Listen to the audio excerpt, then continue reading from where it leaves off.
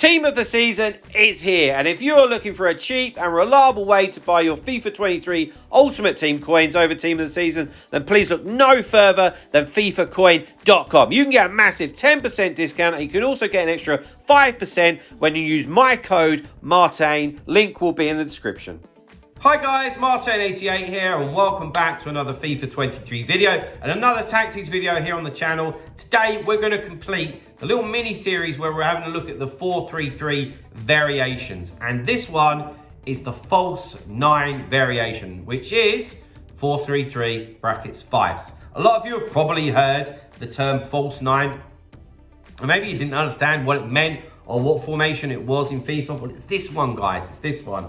And I would suggest that it's the formation that Manchester City played the season before they signed Haaland.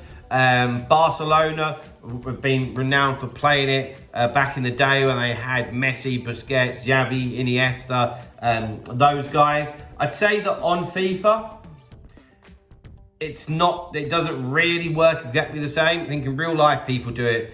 You're playing without a striker. I don't really think that it works out like that, but still a cool formation. And I like all variations of the 4-3-3. They're all viable. So pin your ears back, have a listen, and let's have a look through it. Right, defensive style, balanced. I always say exactly the same here. Very rarely are we going to change to pressure on heavy touch or press after possession loss. Why?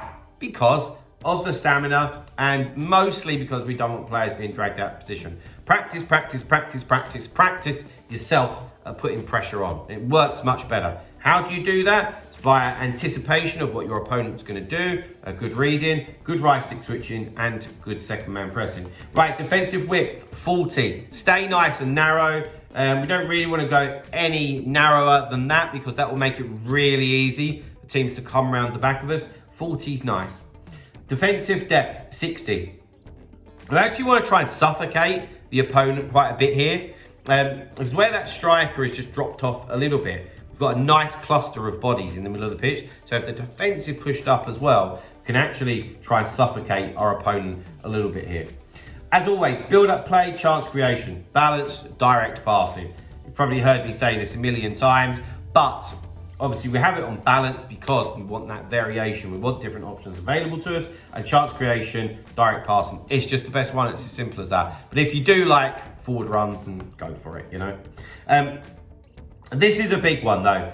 Always when you're looking at tactics and instructions, some things play a much bigger role than others, okay? Now, this is bigger. Offensive width, 40, okay? We want them two wingers to just come inside a little bit so that they can integrate with the striker or centre forward, if you want to be politically correct, and the centre mids. Okay, so they're more involved and they're easier to find, and it allows you to create more opportunities. Players in the box, 7, corners and free kicks, both on 2. Okay, but feel free to do whatever you want with corners and free kicks, but the higher that you put it up, the more chance of getting hit on the counter. Right, a time for the player instructions. But before we do, guys, have mentioned this before, but if you're new, I do offer online coaching. A lot of you have already got in contact with me and are having sessions, so thank you so much for that. But if you're new and you want to improve, get in touch with me. My email address is martainfifa88@gmail.com. I've coached all the way up to pro level, all the way down to Division 9, so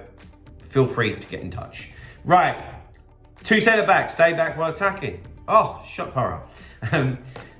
So are the fullbacks. I've said this in all the 4-3-3 variations, that with the fullbacks, you don't need to ask them to go forward because we have wingers and they are providing the width for the team. However, always take the ball forward as much as you can with the fullbacks. Trigger runs with them, get them involved, use them as decoys, whatever. Feel free to use them, but just be aware that you are using them and that they've dragged out of position. But at least if you do it that way, it's down to you and you know if you've dragged them out of position, but it can be extremely effective. Right, into the midfield. Good old-fashioned CDM here, and Declan Rice fits the bill. I actually really like him. I get a bit of stick for that, but I think he's pretty decent, to be fair. Cut passing lanes, stay back while attacking, cover centre. If you've got Patrick Vieira or N'Golo Kante, or maybe at time of recording, he's not out, but if there is a Renato Sanchez out by now in this role, absolutely key role that covers that back four nice and secure. Right, and it's almost like a bit of a diamond in here. So we can see Odegaard and Joe Cole, important positions in the team, as they're the two that will link with that centre forward, and also will be able to provide some support to those wide players as well. So as we can see here, still on cover centre, because that's where the real pros of this formation is. That's where you can really gain some territory and some advantage against your opponent, as you can outnumber them in the middle of the pitch. So keep them on cover centre. We don't need them to go cover wing at all. We've got wingers, we've got fullbacks, no need.